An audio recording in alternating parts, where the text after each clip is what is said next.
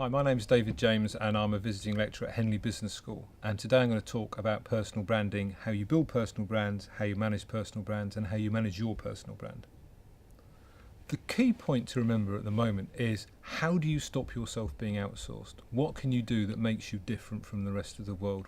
What makes you different, what makes you valuable, and what makes you stand out as somebody that people want to do business with?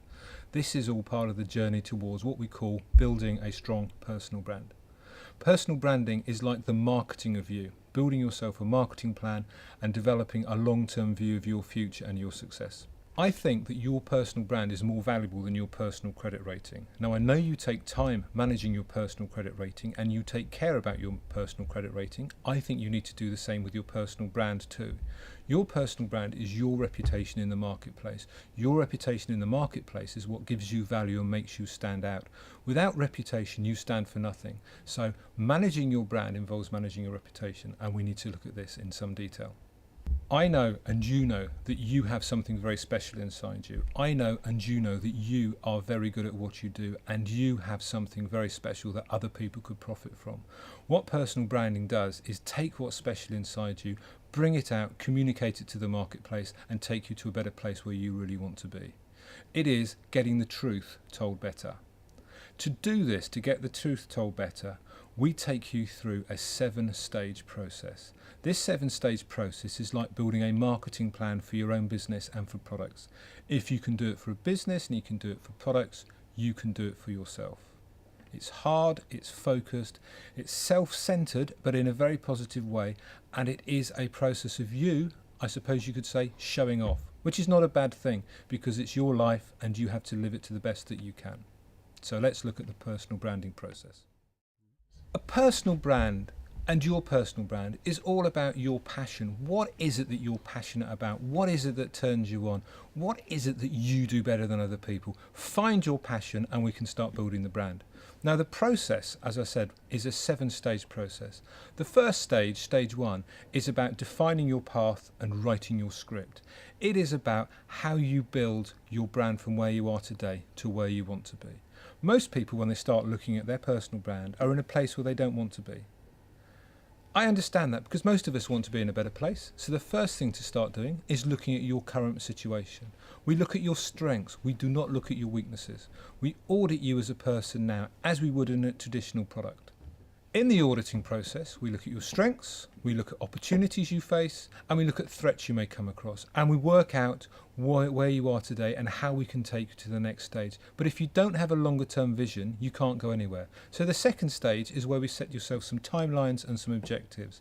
We work on your plan to give you a 12-month plan, a 3-year plan, a 5-year plan, and a 10-year plan. At each of these stages, there are specific objectives that you want to achieve with your life, with your personal brand. Getting the truth told better, whether it's working for yourself, working in the organisation, as a leader within the organisation, as an entrepreneur, or as a leader in society, you have to start marketing yourself effectively.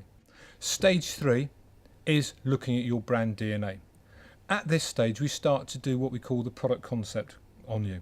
First thing we do is we look at what the core need is that you satisfy. What is it that people would want to do business with you for? What is it that makes you special and stand out? We look at the needs that you satisfy in other people. When they meet with you, what is it that turns them on? What is it that makes them want to talk to you again? We then start to look at what the basic requirements are for you to succeed as a personal brand, as yourself, in the industry environment you want to work in. We look at what your values are. You have to stay true to your values. You can't be something you're not. All strong brands remain true to themselves, true to their vision and true to their values. And this is an honesty exercise.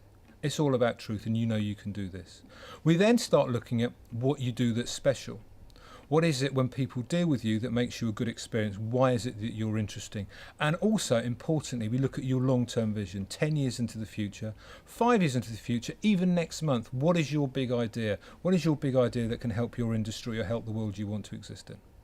We come then to the next stage. Now, a lot of people who talk about personal branding talk about image management and what you wear and how you network. Now, personal branding is far deeper than this, and one of the key things that is often missed is segmentation. At this stage, we actually look at, okay, this is your offer, this is what you represent. Now, who are your target audiences? What segments are you going to address? Which people are you going to leave alone? Because this is an energy exchange. You do business with a personal brand with people, and that's a swapping of energy. So we spend time looking at the segments, looking at target audiences and how to talk to them.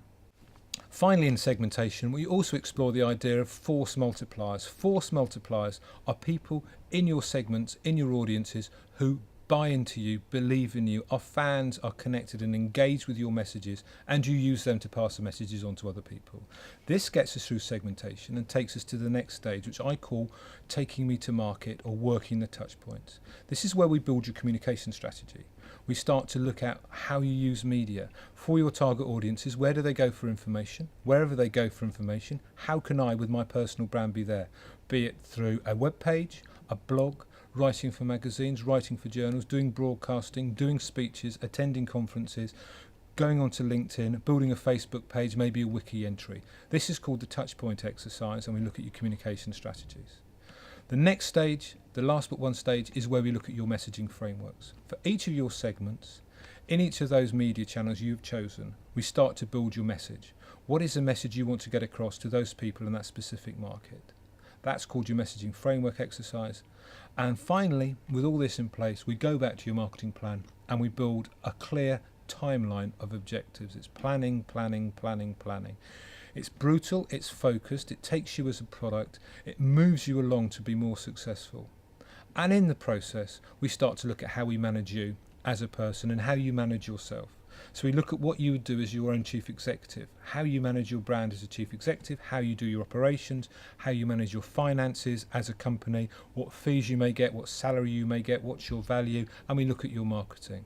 This allows us to build a strong brand, and in essence, this makes us allow you to get the truth told better. That is what personal branding is about. It's a great journey. I think you should join it and come along and see more.